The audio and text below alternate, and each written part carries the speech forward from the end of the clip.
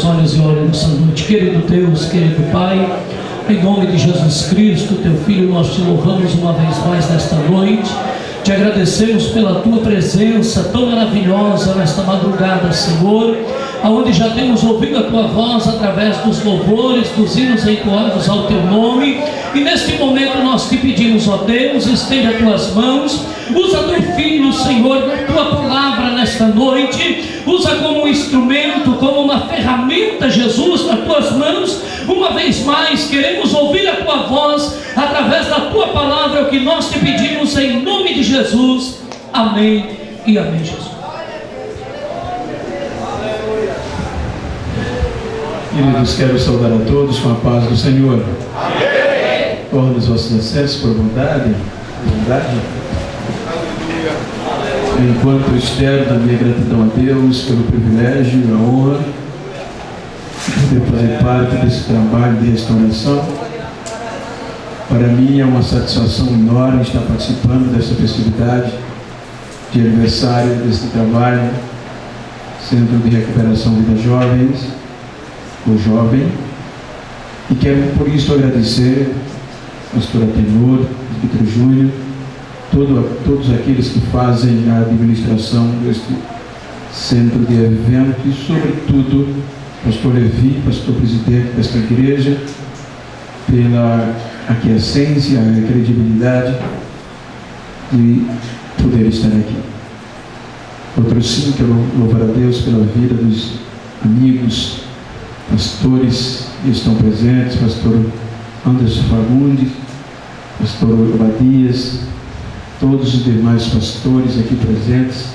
Quero agradecer a Deus pelas vossas vidas, os cantores, Itaá, também Leandro, sua família e todos os demais. E não tenho tempo para citar o nome, mas no nome destes que citei, externo a minha gratidão a vós. Queridos, eu quero ser bem sucinto, mas é um trabalho voltado para a restauração. Então eu quero ler um texto para falar-lhes sobre uma mensagem de esperança.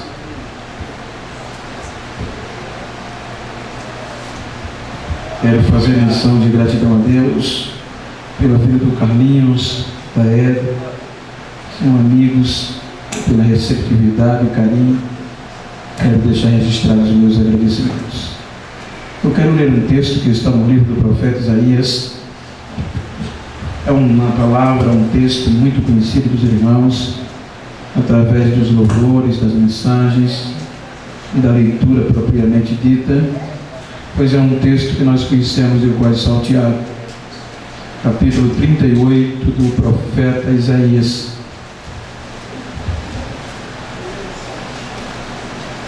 É um texto que estimula-nos a não desistir e é um texto ousado. Capítulo 38 do profeta Isaías, versículos 1 e 2. E posteriormente o capítulo 40, versículo 31. Já ouviste?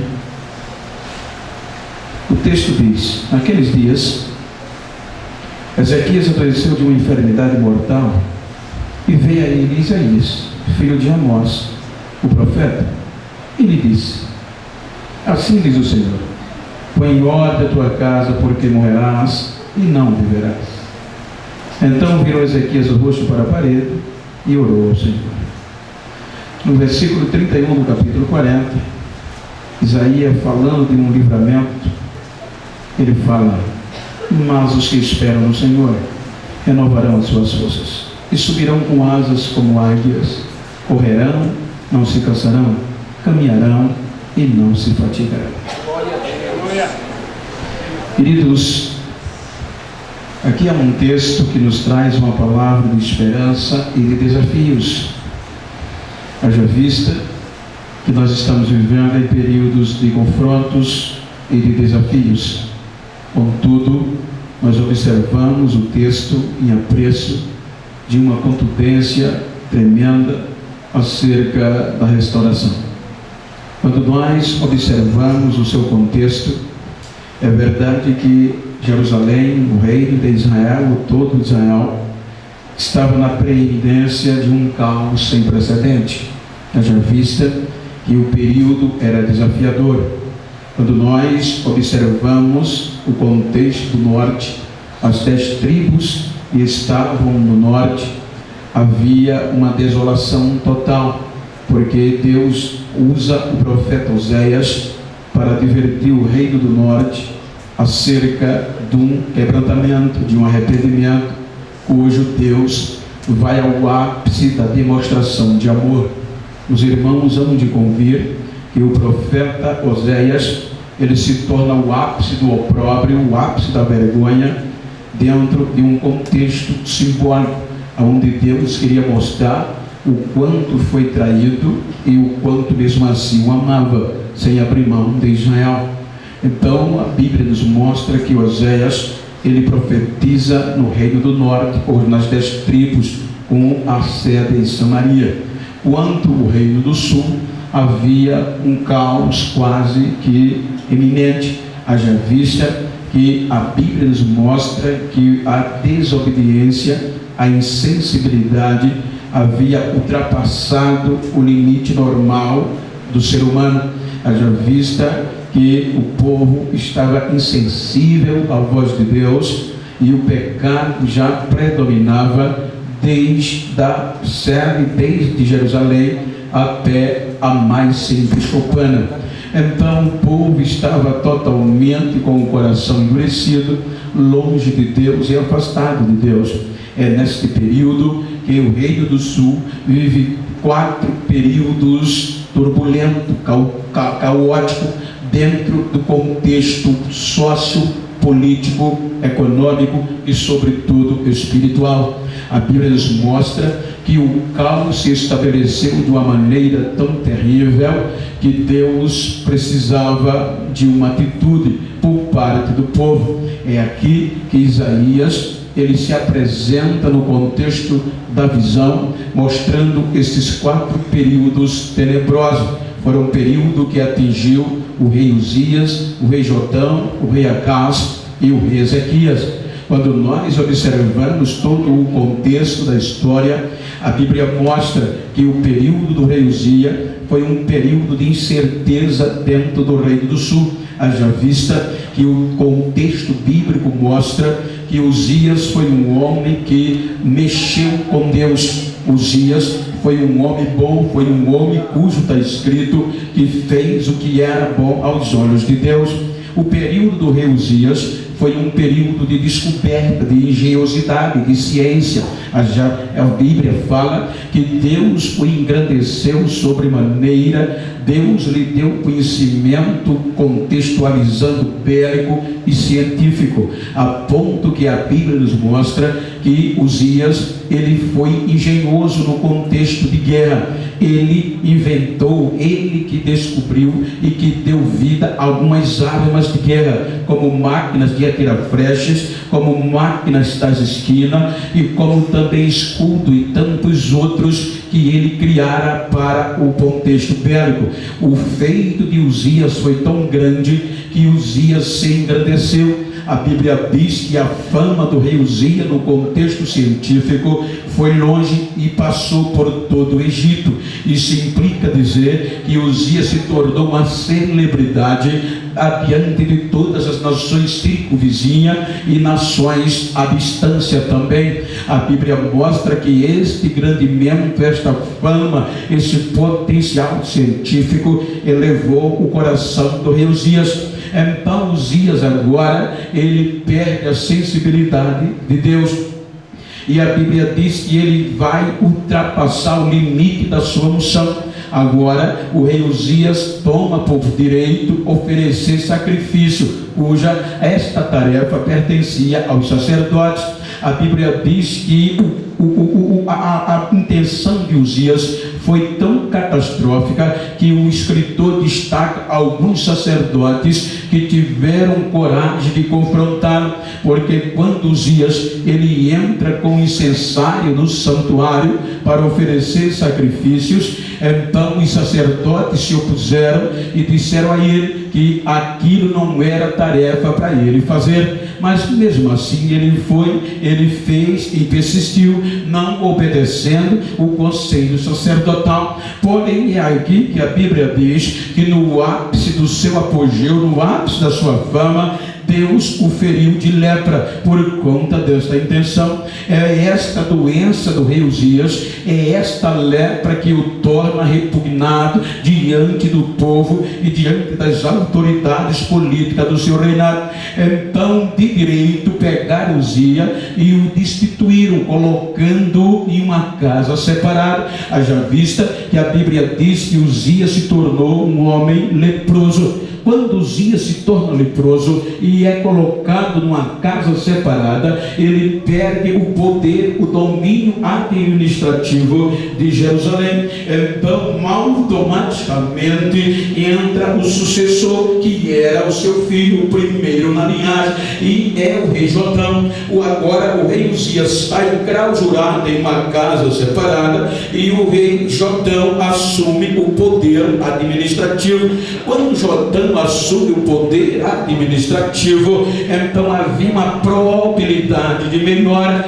Quando o rei Jotão tenta fazer tudo para resolver, por quê? Porque o contexto se tornou pejorativo. Haja vista que quando Uzias é separado, os irmãos sabem que o caos toma conta de um contexto de incerteza. Então a incerteza política e econômica toma conta do contexto de Jerusalém, e com isso não havia mais a intenção de empreendimento. Os irmãos, só para ter uma ideia, o perigo e o caos quando uma nação ela é tomada por essas duas incertezas, política e econômica. Ou seja, é o caso do nosso Brasil, é o caso que nós estamos vivendo, que uma crise sem precedentes. E isso é ruim, porque não há investimento externo nem interno, e nenhum empreendedor tem sustentabilidade de garantia no seu investimento.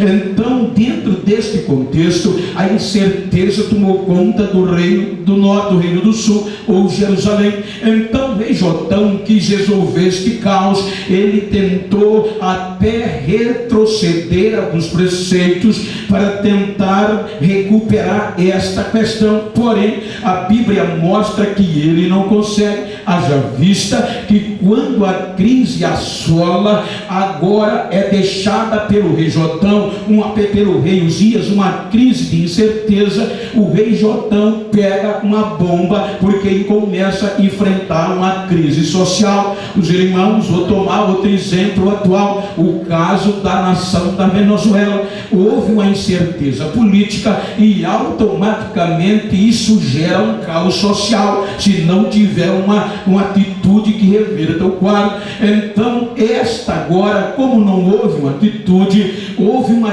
crise social. Agora, o período de incerteza política e econômica gera esta crise social. Então, agora o rei Jotão tentava resolver, tentando destruir alguns altares que não agradavam a Deus, mas ele não consegue. Então, esta crise começa a assolar o reino do sul. É aqui que entra o contexto que a Bíblia diz que quando Uzias morre, não resolve, o rei Acais é quem assume a situação. Quando o rei Acais assume a situação, ele tinha tudo para tentar e fazer história e resolver este problema. É quando ele assume e recebe uma proposta ousada por parte do reino do norte, aonde Oséias já havia insistido para o povo se arrepender. Agora o rei do norte se junta com o rei sírio e forma uma coalizão militar e política e convoca Jerusalém, que agora já estava liderada por o rei Acais. Para quê? Para que eles se unissem para lutar contra a maior potência política e belicamente falando daquela época, que era a Síria, liderada pelo rei Tiglat-Pileser. Quando o rei Acais não aceita fazer parte desta coalizão, temendo o poder bélico do rei da Síria, então a guerra se volta contra ele, porque a Bíblia diz que o rei de Israel, das 10 tribos, e o rei sírio se junta para punir, para devastar, para assolar o reino do sul, ou Jerusalém e todas as suas cidades. Então ele fica apavorado. Quando a notícia chega aos ouvidos do rei, então a notícia chega que esses dois reinos estavam invadindo, destruindo as cidades de Judá. Então é quando o rei Acais se perturba, perde o sono, rasga as vestes e coloca areia na cabeça em sinal de humilhação.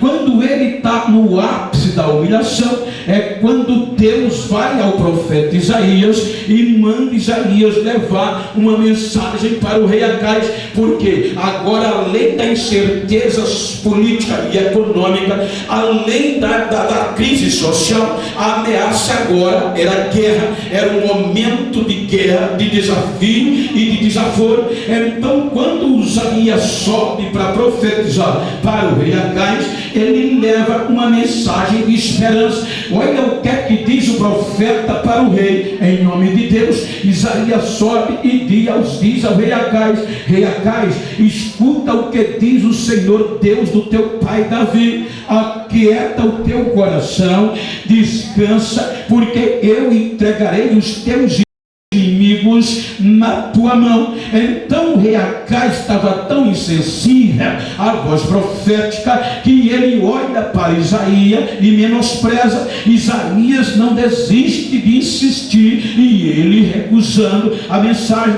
É quando Isaías é tão incisivo que transmite a ele dizendo: se tu não estás acreditando, pede-me um sinal que eu te darei, que serei contigo. Aonde tu pedir um sinal, eu te darei, diz o Senhor. Ainda que seja alto feito os céus, ou profundo feita a profundeza da terra, onde tu me pedires um sinal, eu darei, que serei com você. Então o rei Acais, insensível, ele rejeita a palavra profética e diz: não tentarei ao Senhor meu Deus. Então ele vai acreditar todo este amparato no braço do homem, no braço político, na força do homem. Então o que é que ele faz? Já que rejeitou a proposta de desafio espiritual, agora ele entra pelo meio político com a experiência que ele tinha. Então ele manda uma proposta irrecusada para o rei da Síria, Tiglat-Pileser. Para quê? Para que, se ele livrasse Jerusalém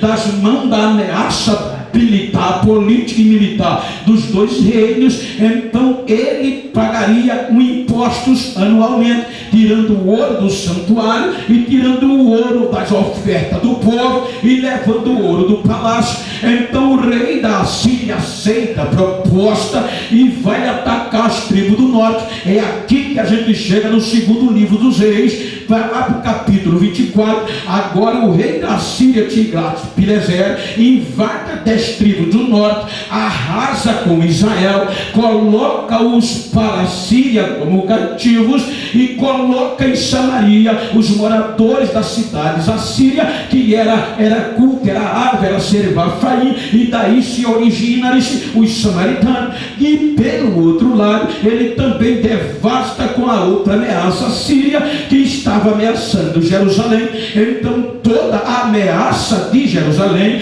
foi dissipada neste contexto bélico. Então o rei Acais se alegrou. O rei Acais viu que não tinha mais ameaça, só tinha crise interna. Então ele agora vai falar grosso. O que é que ele faz? Ele se desvia completamente. A Bíblia diz que agora ele, vendo que não tinha mais ameaça, ele acredita todo o sufoco e toda a honra ao Deus dos assírios. E isso era grave, porque os assírios eram muito cruéis, a ponto que, quando os assírios invadiam uma nação ou guerreavam contra elas, só para os irmãos terem uma pálida ideia, eles, aquelas pessoas que se rendiam, eles marcavam ela como escravo, como os vassalos. De que forma? Diz a história que ele pegava um arame, envergava feito um anzol e grudava no nariz das pessoas.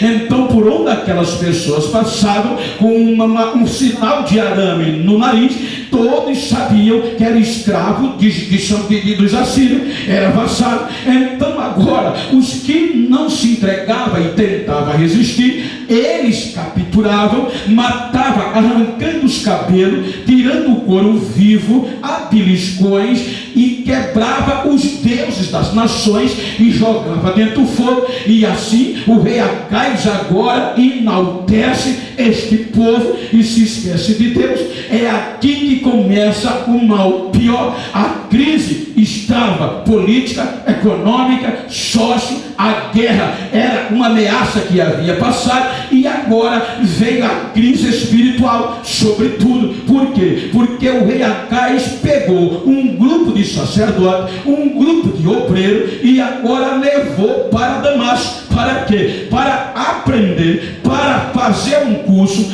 a adorar os deuses da Síria. E quem ia dar o curso? Os sacerdotes pagãos dos deuses da Síria. Já imaginou um sacerdote de Deus ungido como representante do povo? Agora foi para a Síria aprender a cultuar os deuses da Síria. Então, quando essa turma voltou, já não oferecia mais sacrifício a Deus. Agora os cultos eram voltados para o Deus da Síria, para todos aqueles deuses. E o rei Acais, para melhorar ou piorar a sua situação, ele manda fechar a porta da igreja. O templo que Salomão construiu, agora ele manda lacrar a porta. Ou seja, não tinha mais culto, não tinha mais holocausto, não tinha mais sacrifício, não tinha mais vigília, e não podia ter mais adoração ao Deus de Israel. Então todo o culto era feito no pátio, diante de uma estátua, ou nos montes, diante dos altares que eles construíram para adorar os deuses pagãos. E esta prática foi horrível, abominável aos olhos de Deus, porque a Bíblia diz que os israelitas agora queimavam os seus próprios filhos em aberração aos deuses da Síria.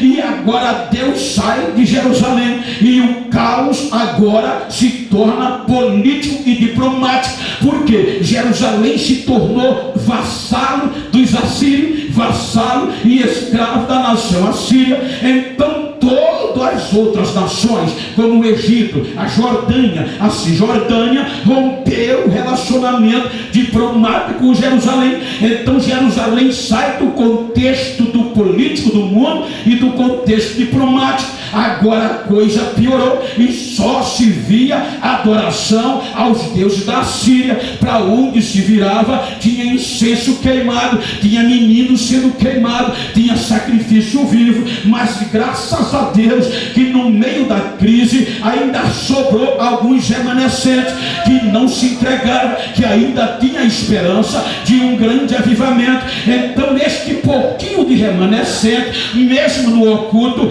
cantava em forma de oração. Quando eles olhavam para os montes e via o povo sacrificando seus filhos, queimando incenso aos deuses estranhos, eles começavam a cantar, orando em lágrimas, como diz o Salmo 121: elevo os meus olhos para os montes, de onde nos virá o socorro. A esperança era tão grande que eles diziam: o nosso socorro virá do Senhor que fez o céu e a terra. Só Ele é Deus, Ele é quem guarda a nossa entrada, Ele é quem guarda a nossa saída. Ainda havia esperança no meio da crise.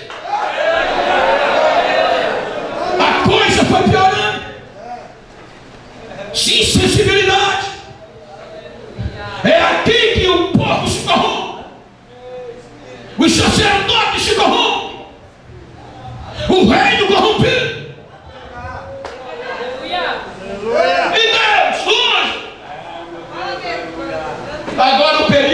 desafios. O período agora era de confronto. E é esta bomba que o rei Ezequias pega. Quando o rei Acais morre, deixa essa batata na mão de Ezequias. Só que Ezequias era crente. Quando ele assume, ele sabe que para resolver o problema não dependia da coroa, não dependia do cara. A única coisa era Deus voltar para lá. Só isso que ia resolver o problema. Então o que é que ele faz? O que a gente está fazendo aqui. Ele chama os sacerdotes.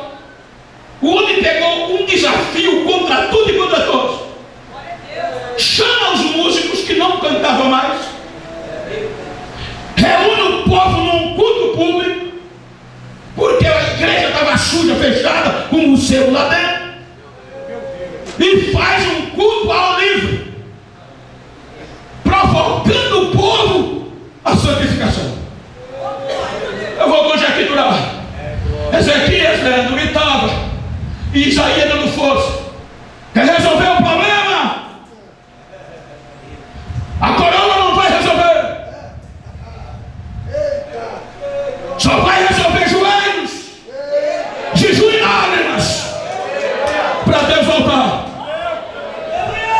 Quero saber quem quer se juntar comigo para jejuar e orar. Deus me serve. Aí um grupo de sacerdotes levanta a mão. Ei, está aqui.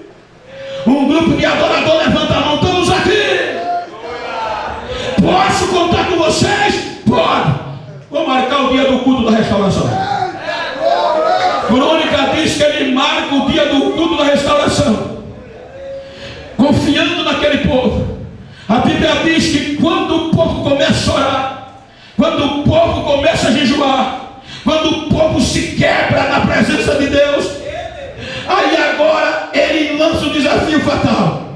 Mandou abrir a porta da igreja, mandou pintar a igreja, jogou-se no centro para fora, deu uma limpeza total. Agora olhou para os crentes em jejum e disse: agora chegou a hora do desafio. Qual é? Vamos quebrar tudo que não agrada a Deus e jogar no fogo. Vamos renunciar tudo que é pecado e jogar no fundo do fogo. A Bíblia diz que o cabo era terrível. Dá para ouvir até hoje, no meio da crise, contra tudo e contra todo, aquele grupo de crentes jejuando, orando. Conte com a gente. Vamos subir nos montes, descer no vale, aonde tiver um altar estranho, vamos meter a marreta.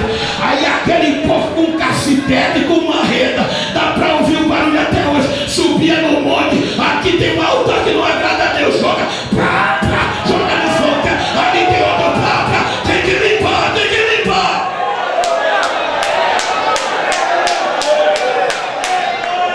Limpam tudo. Quando limpam tudo, isso era um desafio cruel. Era abrir mão de tudo pela presença de Deus. Tinha marido conturbado, mulher conturbada, filho contra pai, pai contra filho. Mas Deus tem prioridade, meu filho. Mas papai vai chorar. Não tem problema, ele chora, mas Deus desce. Limparam, fizeram o dia do culto. A Bíblia diz que o culto foi tão bom que ela compara com o templo de Salomão. Ele diz que o escritor relembra que desde os dias de Salomão nunca tinha acontecido um culto feito aquele. O povo nem a ceia tomava mais, que era um culto de sacrifício naquele tempo. O povo nem sacrificava mais a Páscoa. Agora a glória de Deus desce e enche a casa, tudo limpo. A glória desceu e Isaías disse: agora vai, agora vai. Com a glória de Deus dentro de Jerusalém. Então o cabo ficou fofo. A Bíblia diz que ele fez o que pouco homem faria, independente da posição. A atitude que Ezequias tomou em trazer Deus de volta ia ficar na história. A Bíblia mostra que agora, com o povo cheio de Deus, ele desafia o rei da Síria, que agora já era Senaqueribe. Ele manda uma carta para o rei da Síria, dizendo que não ia mais pagar imposto à Síria. Por quê? Porque não dava mais. A glória de Deus estava em Jerusalém. Quando Senaqueribe, que sucedeu Tiglat-Pileser, recebeu a carta, ele não suportou. Quando ele leu Ezequias dizendo, está em crônica, eu não vou mais pagar imposto à Síria. Aí ele fumaça pelo nariz, fica doido de pedra e manda a ameaça de sobra. Era a maior potência militar, política e econômica da época. Então o rei da Síria, Senaqueribe, manda uma carta de volta para Ezequias, para endoidá-lo. E quando os mensageiros entregam a carta a Ezequias, o negócio foi sério, que Ezequias tremeu a perna. Ezequias, diz a Bíblia, que a coluna balançou, ele teve calafrio, rasgou o veste real, jogou terra na cabeça, porque a carta era uma ameaça real. Então, como ele estava crente, ele não vai procurar a casa do vereador, ele não procura o ministério público, ele não vai na casa do senador, ele pega a carta de Senaqueribe e vai para a igreja, que já estava aberta.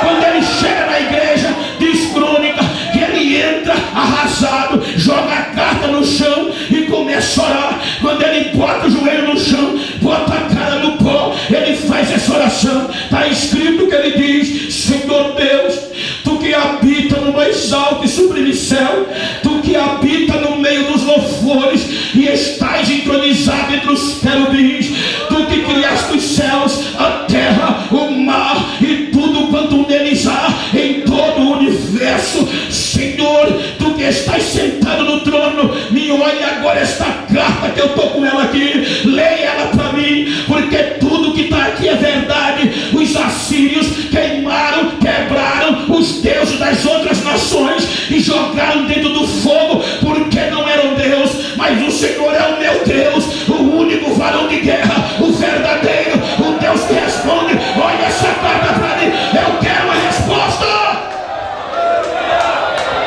O homem estava angustiado. Quando ele pega a carta que levanta da oração, chama o secretário e diz: vai na casa do profeta e diga a ele que aqui é minha